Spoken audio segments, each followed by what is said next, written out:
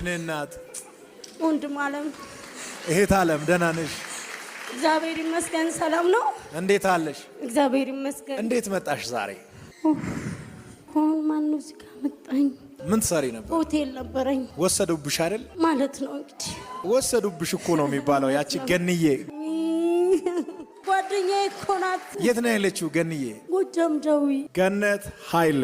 በዚህ ካሜራ ላይ ላንቺ መልእክት አለኝ ከሰማይ። እሷን አስተኝተሽ የሰራሹን ቤት፣ ገንዘብ፣ የቀማሹን ደንበኛና ሀብት በአጠቃላይ በአጭር ጊዜ ወደ እሷ ትመልሻለሽ።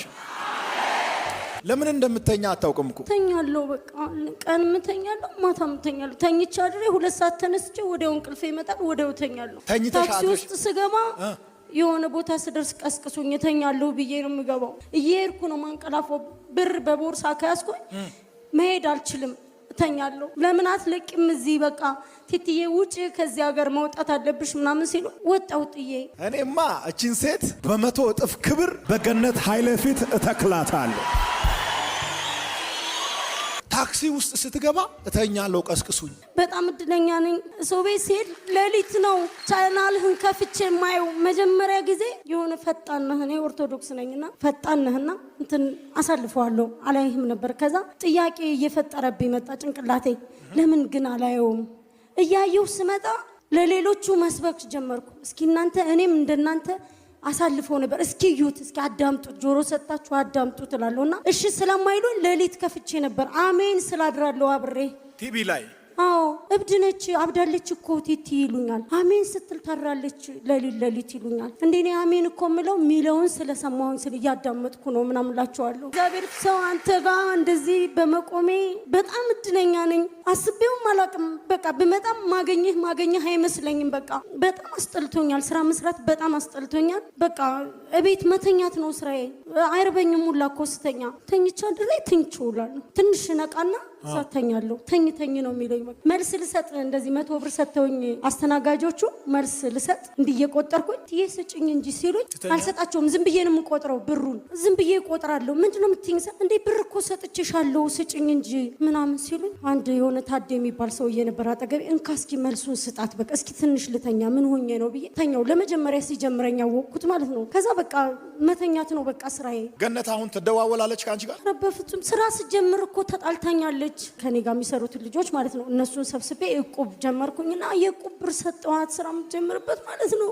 ለገንዬ መጀመሪያ አሽሙር የሚባል ነገር እኔ አላቅም። ወደዚህ ወደ ሻሸመኔ ነው የኖርኩትና በአሽሙር እንትን ትለኛለች። ከዛ አሽሙር እኮ ነው የምትናገርሽ ምናምን ሲሉኝ እኔ በኢየሱስም እላለሁ ከድሮ ማለት ነው። በቃ ልክ እንደተጣላችኝ ያወቅሁ ከቤት ስገባ ማለት ጎረቤቷ ስሆን። ከዛ በኋላ በቃ እኔ ማረገውን አላቅ ምኑን አላቅ። በቃ እየባሰኝ መጣ። እንቅልፉ እየባሰኝ፣ መተኛቱ እየባሰኝ፣ ስራው እንትን አይለኝ። ደንበኞች እንኳን መጥተው ሲያስጠሩኝ ሄጄ ቁጭ ብዬ ምን ነው ቢሄዱልኝ እላለሁ። ሲያወሩ አላወራቸውም እላለሁ። የት ሄደሽ ነው? ምን እያሰብሽ ነው? ምናምን ኧረ ምንም ምናምን ላ ተነስቼ እንደገና ታጥቤ እቀመጣለሁ። ግን አሁንም እንቅልፉ አይጠፋብኝም። እዛው ጎጃም ነበር ያንቺ ሆቴል የነበረው? አዎ እዛው ጃዊ ጥለሽ ነው የወጣሽው? አዎ 9 አልጋ ያለው 17 አልጋ ያለው። በጣም ብዙ ተቃዋሚ አለህ ማለት በዚህ በፕሮቴስታንት እምነት ሆነው እንኳን የማያምኑ አሉ። ግን አንተ ትልቅ ነህ፣ የእግዚአብሔር ሰው ነህ። በእውነት እግዚአብሔር አሁንም የአገልግሎት ዘመንህን ረዘም ያርግልህ። በእውነት እድሜ ሰጥቶ ያቆይህ፣ የአገልግሎት ዘመንህ ይርዘም። ማንም ምንም አላለኝም። ያንተን ፕሮግራም እከታተላለሁ። የዛሬ 2 ዓመት ህዳር 10 ላይ ሄጄ ጌታን ተቀበልኩ እና እኛ አካባቢ ቸርች ምናምን መሄድ አይቻልም። እናቴ ሞለክሴ ነችና ለሷ አንድ ነገር ብትሆን አንድ ነኝ ያለሁት እዛ ሀገር የሆነ ነገር እንኳን ብትሆንብኝ እንትን ላይ ሉላት ይችላሉ። እኔ ብሆን ችግር የለውም እያልኩ ስለምፈራ ቸርች አልሄድም። ግን ከፕሮቴስታንቶች ጋር አገናኛለሁ፣ ጸልያለሁ። ሰላምሽ ይብዛ። አሜን። ቻው። በምስጋና እንገናኛለን እኔና አንቺ። ክብር አለ።